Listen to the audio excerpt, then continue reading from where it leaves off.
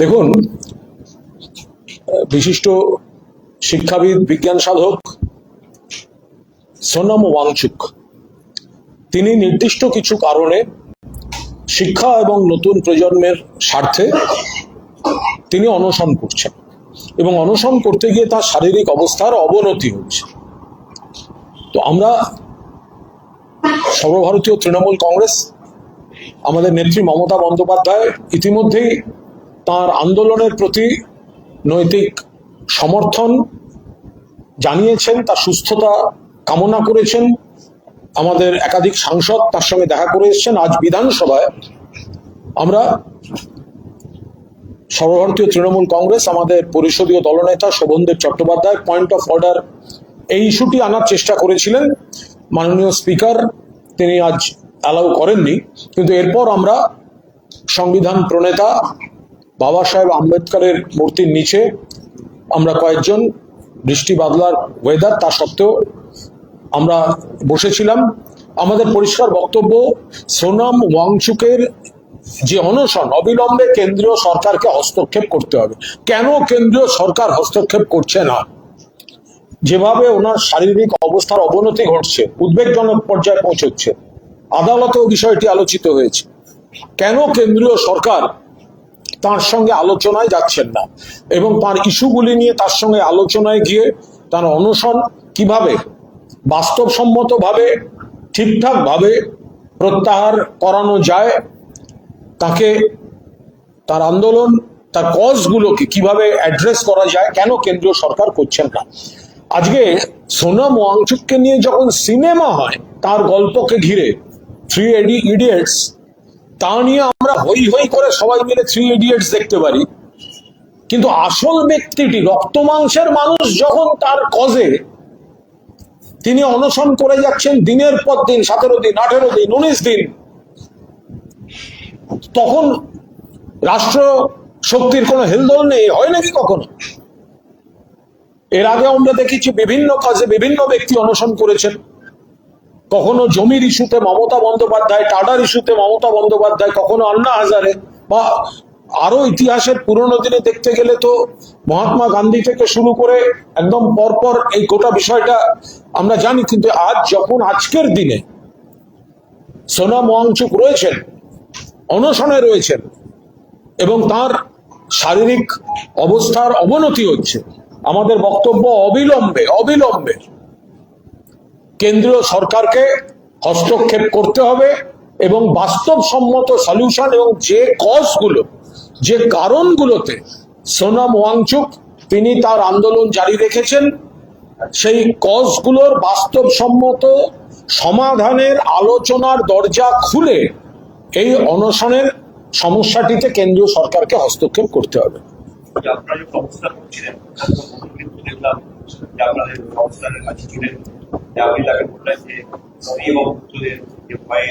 না, আমরা যখন অবস্থান অনশন মানে অনশনের হস্তক্ষেপের দাবি জানিয়ে, অর্থাৎ সোনাম ওয়াংচুকের যে অনশন, সেখানে কেন্দ্রীয় সরকারের হস্তক্ষেপের দাবি জানিয়ে যখন আমরা এখানে মাননীয় শোভনদেব চট্টোপাধ্যায়, মাননীয় বিমান বন্দ্যোপাধ্যায়, মাননীয় অশোক দেব, আলিফা আহমেদ থেকে শুরু করে বাবর, মানে আরো সবাই যারা ছিলেন, আমরা যখন এখানে ধর্ণা বা একটু আমাদের কর্মসূচি স্লোগানে আমাদের বক্তব্য পেশ করছিলাম, তখন দেখলাম ওপাশ থেকে মদন দা এলেন। তার বোধহয় মনে হচ্ছিল একটু বসে পড়ার ইচ্ছা হচ্ছিল, আমাদের সঙ্গেই সামিল হওয়ার ইচ্ছা হচ্ছিল, কিন্তু কি করে করবেন?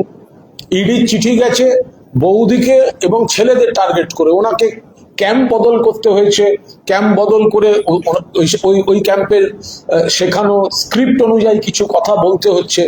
তো আমরা কর্মসূচি করার সময় দেখলাম যে উনি এগিয়ে এলেন, আমাদের সিনিয়রদের সঙ্গেই কথা বলছিলেন।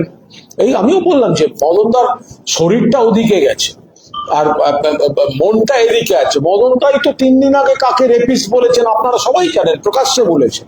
এখন বাড়িতে বৌদিকে বা ছেলেদের যদি চিঠি পাঠিয়ে দেয় কাপুরুষেরা, তাহলে মদনদাকে একটু ওদিকে থাকতে হচ্ছে। ভালো তো, আমাদের একজন লোক যদি ওদিকে থাকেন, খবরাখবরও পাওয়া যাবে, আর ওদিকে থাকুন না কিছুদিন, ভালো থাকুন। আমরা চাই ভালো থাকুন, এই বিপদটা কাটিয়ে নিন, তারপরে মদনদা আবার মদনদার খেলা শুরু করে দেবে।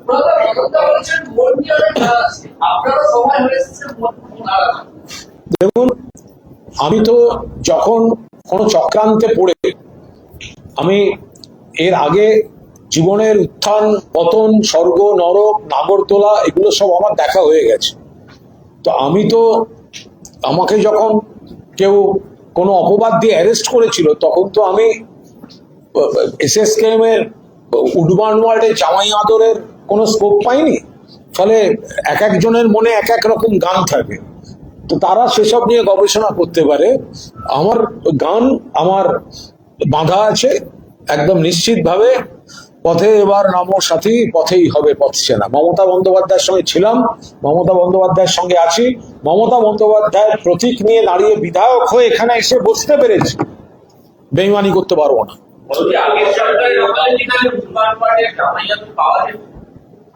তো কেউ কেউ তো পেয়েছেন, তো এগুলো তো আগের সরকারের ভুল ছিল। আগের সরকারের কিছু তো লোক চেনার ভুল ছিল, ট্রিটমেন্টের ভুল ছিল।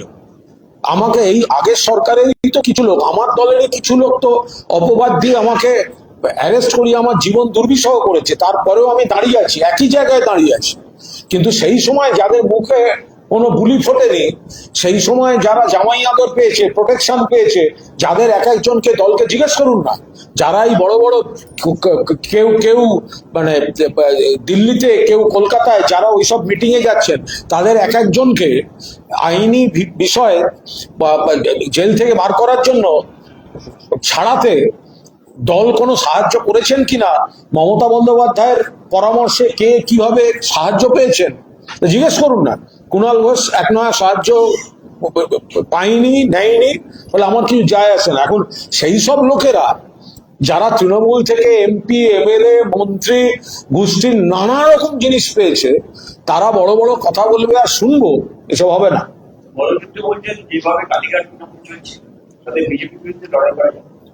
মদন মিত্র তিনি অত্যন্ত মিত্র শ্রেণীর মানুষ। তিনি স্থায়ী মিত্র হচ্ছেন মমতা বন্দ্যোপাধ্যায়ের, আর অস্থায়ী মিত্র হচ্ছে গদ্দার শিবিরের। এই যে মিত্রের যে বিভিন্ন ধরনের ব্যাখ্যা আছে, শ্রেণী আছে, এর ঋতুও আছে। ইডির চিঠি যাওয়ার আগে এক ধরনের মিত্রের অবস্থান থাকে, ইডির চিঠি নিজের কাছে গেলে এক ধরনের মিত্রজনিত অবস্থান হয়, তখন উডবার্ন ওয়ার্ড বা ইত্যাদি থাকে। এরপর যদি বাড়ির স্ত্রী বা পুত্রদের কাছে চিঠি যায়, তখন মিত্রের অবস্থান একরকমের হয়। ফলে মদনদা মিত্র শ্রেণীর লোক, কিন্তু মিত্র কোন চিঠির পরিপ্রেক্ষিতে, কোন ঋতুতে, কোন ভাবে, কিছুদিনের জন্য কোথায় থাকবে, সেটা সম্পূর্ণ সেই ঋতুর ব্যাপার।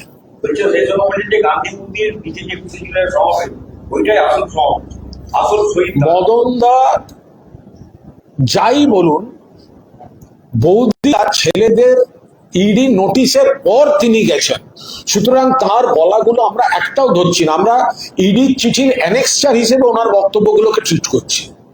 ইডি যে চিঠি দিয়েছে ওনার স্ত্রী এবং পুত্রদের তলব করার, ওই চিঠির অ্যানেক্সচার হিসাবে মদনদার এখনকার বক্তব্যগুলোকে আমরা ট্রিট করছি। তার আগের দিন কাকে মদনদা রেপিস্ট বলেছেন, মদনদা বলেছেন তিনি গদ্দার নন, মদনদা বলেছেন তিনি মমতা বন্দ্যোপাধ্যায়ের সঙ্গে থাকবেন, সেটাই মদনদার আসল মনের কথা হিসেবে আমরা ধরে নিচ্ছি। এখন এই কাপুরুষেরা বৌদিকে চিঠি পাঠিয়েছে, ছেলেদের চিঠি পাঠিয়েছে, ফলে মদনদাকে এখন যে কথাগুলো বলতে হচ্ছে, ওটা হচ্ছে চিঠির অ্যানেক্সচার পার্ট। দেখুন, ওনারা গেছেন, ওনাদের ব্যাপার, কোনো ঝগড়াঝাটির ব্যাপার নেই। কোয়েল মল্লিক তিনি একদম তিনি একজন পরিচিত অভিনেত্রী। এ বিষয়ে কি বার্তা আমাদের নেত্রী মমতা বন্দ্যোপাধ্যায় আগে স্পষ্টভাবে দিয়েছেন। যার যার কষ্ট হচ্ছে, যার যার, আজ মমতাদি ক্ষমতায় নেই বলে, আজ তৃণমূল ক্ষমতায় নেই বলে অনেকের অনেক রকম ভাবনা থাকে যে মমতাদি থাকবেন আমি স্মুথ থাকবো, সরকার থাকবে আমি এইভাবে থাকবো। এখন মমতাদি যেহেতু ক্ষমতায় নেই, অনেকের কষ্ট হতে পারে। যার যার কষ্ট হচ্ছে 21 তারিখের আগে যেন তারা চলে যান। এই দফায় দফায় যাওয়াটা কেন কষ্ট করে করছেন, সেটা চলে যেতে পারেন। এখন কোয়েল মল্লিক তিনিও কোনো চাপে টাপে ছিলেন, তিনি গেছেন, তিনি ভালো থাকুন, তাকে শুভেচ্ছা জানানো ছাড়া আমাদের কোনো বক্তব্য নেই। তো বিজেপি আবার তৃণমূল থেকেই কাউকে নেবে, নাকি কাউকে ওখান থেকে বিজেপি থেকে কাউকে দেবে, তো সেটা বিজেপি এবার ঠিক করুক। বিজেপি তো লোকজন নেই, এর আগের 3টে সিটে তো তৃণমূল থেকেই লোক নিয়ে দিতে হয়েছে। এখন কোয়েলকে কি আবার দেবেন, নাকি কাকে দেবেন, তো আমি অফিসিয়ালি তৃণমূলের মুখপাত্র হিসাবে আমি তো কারুর নাম বলতে পারি না, কিন্তু আমি ব্যক্তিগতভাবে আমি বলতে পারি, তো বিজেপির তো উচিত এবার লকেটকে দিয়ে দেওয়া। উনি কতদিন আর লড়াই করবেন? লকেট চট্টোপাধ্যায় এক সময় আমার হাত ধরে রাজনীতিতে এসেছিলেন, শতাব্দীর পর আমি যদি দ্বিতীয় কাউকে রাজনীতির প্রাঙ্গণে এনে থাকি তার নাম লকেট চট্টোপাধ্যায়। পরবর্তীকালে আমি আমার অনুপস্থিতির সময় তিনি চলে যান, একদম ডেডিকেটেড। উনি ভালো অভিনেত্রী, বাট নেত্রী হিসেবেও কাজ করেছেন। আমি এটা তৃণমূলের মুখপাত্র হিসেবে একটা শব্দ বলছি না, কিন্তু আমি কথার পিঠে কথায় উঠলো, তাই আমি বলছি যে কেন বারবার তৃণমূল থেকে যাওয়া লোকদের নিচ্ছেন? তো বিজেপি এবার লকেটকে পাঠাক, লকেট তো আর কত স্যাক্রিফাইস করবে বিজেপির জন্য। সুকান্ত মজুমদার এই প্রসঙ্গেই বলছেন, সুকান্ত মজুমদার কোয়েলের প্রসঙ্গ বলছেন যে তৃণমূলের উচ্চতলায় যারা আছেন তাদের দেশের স্বার্থে নেওয়া যেতে পারে, কিন্তু উচ্চতলার জন্য তাদের দরজা বন্ধ। মানে তিনি ইঙ্গিত দিচ্ছেন কোয়েলকে আবার টিকিট দেওয়া। দেখুন, এগুলো একটা দেউলিয়া রাজনীতি সম্পূর্ণভাবে বিজেপি যে তারা যে অ্যাকচুয়ালি মানুষের ভোটে জেতেননি, তারা যে ইলেকশন কমিশনকে দিয়ে জিতেছেন, আর তাদের যে সংগঠন নেই, তাদের যে পুলিশ প্রশাসন এজেন্সি দিয়ে লোক টানতে হচ্ছে, তার বড় প্রমাণ হচ্ছে এই একটা সরকার ক্ষমতায় আসার পরেও যেভাবে পুলিশ প্রশাসন এজেন্সি বা অন্যান্য চাপ দিয়ে লোক নিতে হচ্ছে। আবার কারুর কাছ থেকে কোনো দল থেকে নেওয়া হবে না এটা একটা দলের নীতিগত সিদ্ধান্ত হতে পারে, কিন্তু সেই দলের ওপর থেকে নেওয়া হবে, মাঝখান থেকে নেওয়া হবে, ডান দিক থেকে নেওয়া হবে, তো এটা কোনো একটা আলোচনা হতে পারে? এটা সম্পূর্ণ একটা দিশাহীন পরিস্থিতি। বিজেপির নেতারা এক একজন কথা বলেছে। দিলীপ বাবুর সময় তো যোগদান মেলা হতো, আর বিজেপিটা তো মোটামুটি একটা অন্য দলের বা তৃণমূলের অ্যালুমনি অ্যাসোসিয়েশনে পরিণত হয়ে গেছে। তো আর সিপিএম থেকেও আছে, শঙ্করবাবু আছেন, বঙ্কিমবাবু আছেন, আরো কয়েকজন কেউ এদিক ওদিক আছে।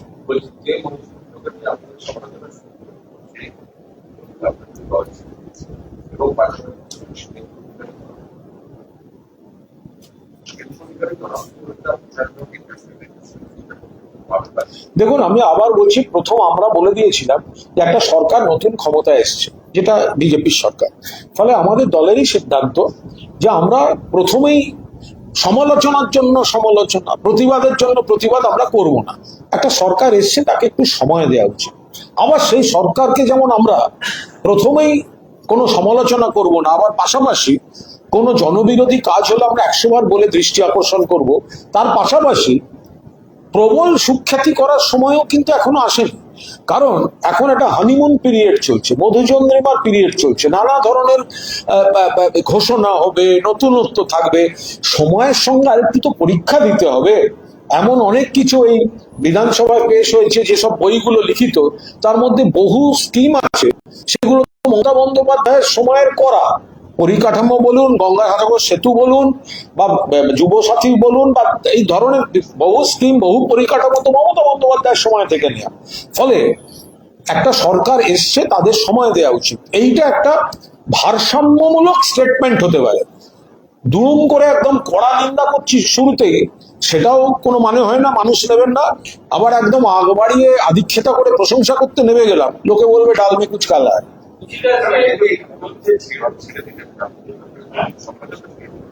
দেখুন, কিছু কিছু লোক থাকেন, ছাড়তে হয়, আবার ছাড়ার পরও জানা যায় কে কে ছিলেন। তো অনেক ক্ষেত্রে মানে ছাড়ার পর বোঝা যায় কে কে ছিলেন। তো নিশ্চিতভাবে তারা ছিলেন, তাদের যেটুকু সময় দলকে নিশ্চয়ই সমৃদ্ধ করেছেন, নইলে দল নিয়েছে কেন। এখন তাদের মনে হয়েছে যে মমতা বন্দ্যোপাধ্যায় মুখ্যমন্ত্রী নেই, জহর সরকার যখন ছেড়েছেন, তিনি তো অনেক আগেই ছেড়েছেন, তো মনীশ গুপ্ত তখন ছাড়তে পারতেন। জহর সরকার, তাকে তো একটা ব্যাপারে স্যালুট করুন, তার সঙ্গে আমাদের লজিকের তফাৎ থাকতে পারে, বাট তিনি একটা পয়েন্টে মনে করলেন যে তার দলের সঙ্গে মিলছে না, তিনি ইস্তফা দিয়ে দিলেন। কিন্তু মনীশ গুপ্ত বাবুরা তখনও থেকে গেলেন, বা ওরা অনেকে থেকে গেলেন। মমতা বন্দ্যোপাধ্যায় মুখ্যমন্ত্রী থেকে সরে গেলেন, তারপর তাদের বিপ্লব করার কথা মনে হল। তো এটা বাকিটা মানুষ বিচার করবে।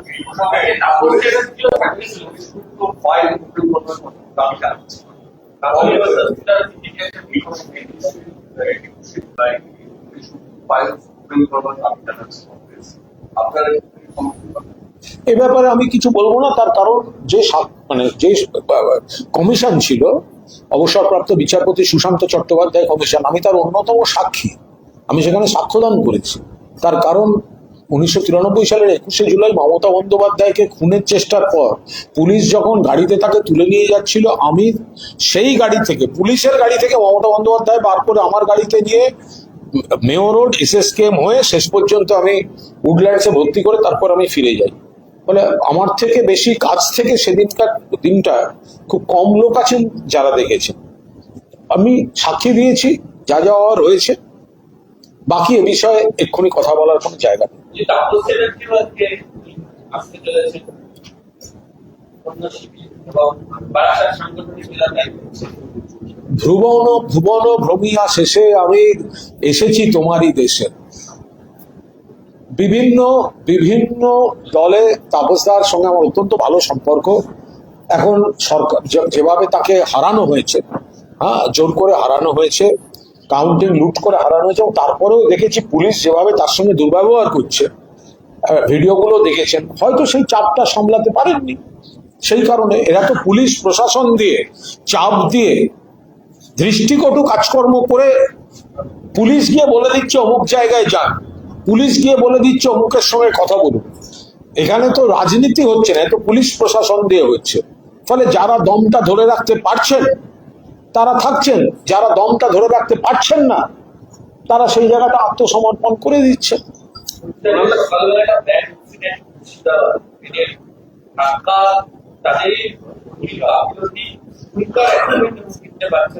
খুব দুর্ভাগ্যজনক ঘটনা, ভয়ঙ্কর একটা বাজে ঘটনা। যাদের জন্য গাফিলতি, পুরো দস্তুর তদন্ত হয়ে এই প্রাণগুলো তো আর ফুলের মতো প্রাণ, এগুলো তো আর ফিরিয়ে দেওয়া যাবে না, কি করে হতে পারে? আর গাফিলতির যে কথা শোনা যাচ্ছে, দৃষ্টান্তমূলক শাস্তি চাই। বারবার এই ধরনের ঘটনাগুলো ঘটে কি করে? এক্ষেত্রে বিজেপির বিরুদ্ধে একটা অভিযোগ আসছে যে তৃণমূল দীর্ঘদিন জমি দেয় আন্ডারপাস করার জন্য, রেলের জমি দেয়। এগুলো কোনো কাজের কথা না। তাহলে ভারতবর্ষের অন্য জায়গায় বিজেপি শাসিত রাজ্যে কি করে রেলের দুর্ঘটনা ঘটছে? বোকা বোকা কথা। গুজরাটে সেতু ভেঙে পড়ছে কি করে? সবই যদি পশ্চিমবঙ্গে তৃণমূল দেয়নি, তৃণমূল করেনি, তাহলে বিজেপি শাসিত গুজরাট বা মহারাষ্ট্রে সেতু ভেঙে পড়ছে কি করে? ভেঙে পড়ছে রেল অ্যাক্সিডেন্ট কি করে? রেল অ্যাক্সিডেন্ট হচ্ছে, খারাপ ঘটনা ঘটছে, নারী নির্যাতন ঘটছে কি করে? নারী নির্যাতন ঘটছে। তাহলে কথায় কথায় তৃণমূলের ঘাড়ি চাপাচ্ছেন।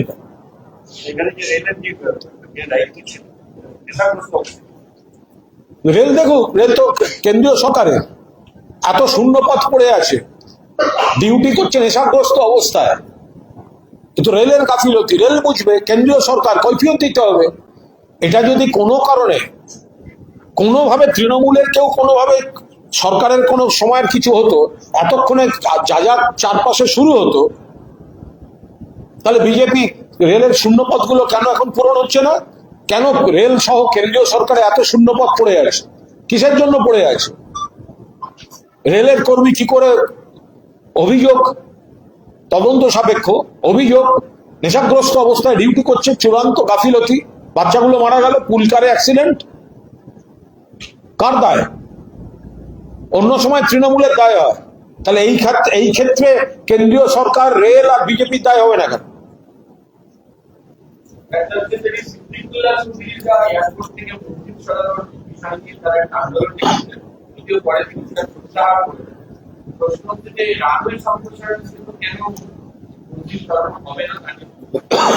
দেখুন, এটা এ নিয়ে সবিস্তার বক্তব্যের কোনো জায়গা নেই।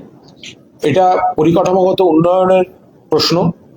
ফলে নিশ্চিতভাবে সকলের সহযোগিতা সবারই কাম্য। কিন্তু দীর্ঘদিন ধরে যদি কোনো আচার, ধর্ম, বিশ্বাসের জায়গা থাকে, তাহলে সেখানে যারা যান তাদেরকে কনফিডেন্সে নিয়ে ঐকমত্য এবং সহমতের ভিত্তিতে যদি গোটা বিষয়টা মানুষকে বুঝিয়ে সবাই ইতিবাচক মন দিয়ে সহযোগিতা করবে। শ্রমিক ভট্টাচার্য বলছেন ভালো তৃণমূল খারাপ তৃণমূল বলে কিছুই হয় না, সবটাই তৃণমূল, এবং তৃণমূলকে মানুষ বর্জন করেছে অনেক ভেবেছি। তৃণমূল, আরে বিজেপির কোন মুখ দিয়ে তৃণমূল সম্পর্কে কি বেরোচ্ছে এটাই তো শ্রমিক বাবুরা এখনো ক্লিয়ার করতে পারছেন। শ্রমিক বাবু এক কথা বলছেন, সুকান্ত বাবু এক কথা বলছেন, দিলীপ বাবু এক কথা বলছেন, শুভেন্দু বাবু এক কথা বলছেন, তাদের দিল্লি এক কথা বলছে। এর মানে কি? আপনাদের লোকজন নেই, আপনাদের পুলিশ দিয়ে দল চালাতে হচ্ছে, তৃণমূল থেকে ভয় দেখিয়ে, লোভ দেখিয়ে কিছু লোককে আপনারা নিচ্ছেন। বাস্তবটা মেনে নিন। আপনাদের বিল পাস করাতে হবে, দিল্লিতে ভোট চাই, এমপি ভাঙাতে হবে।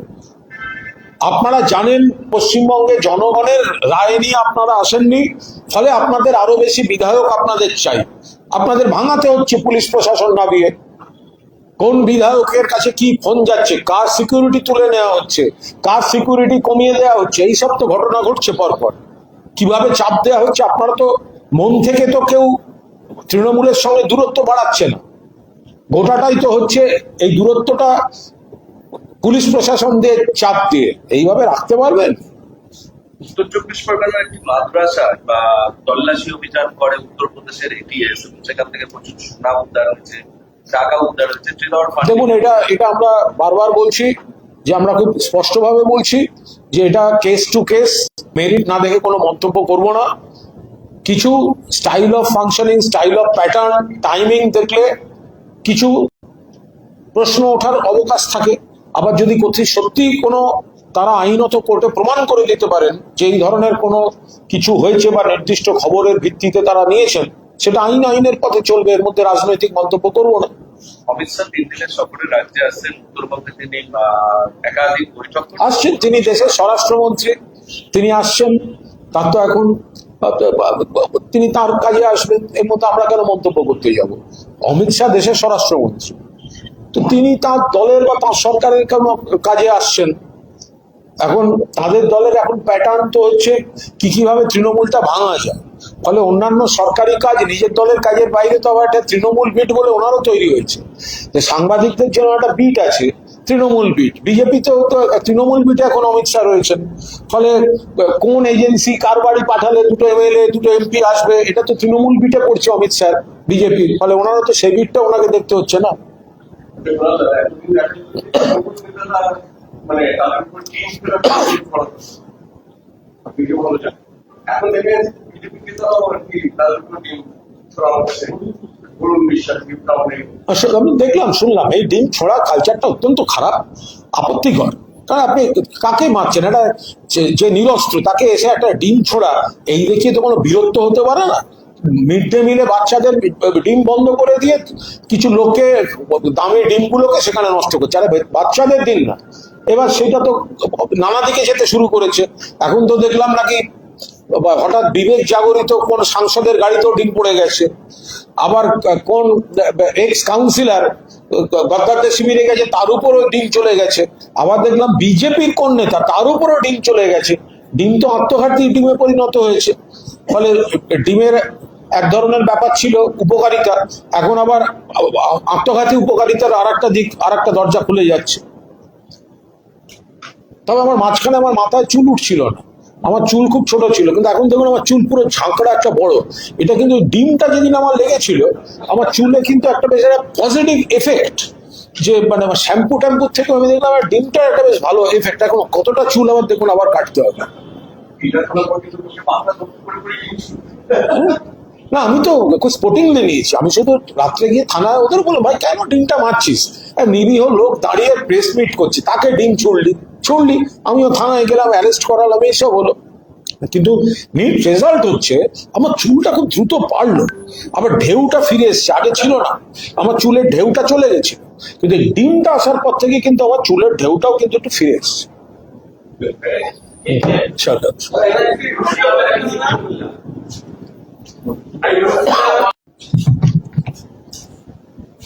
দেখুন,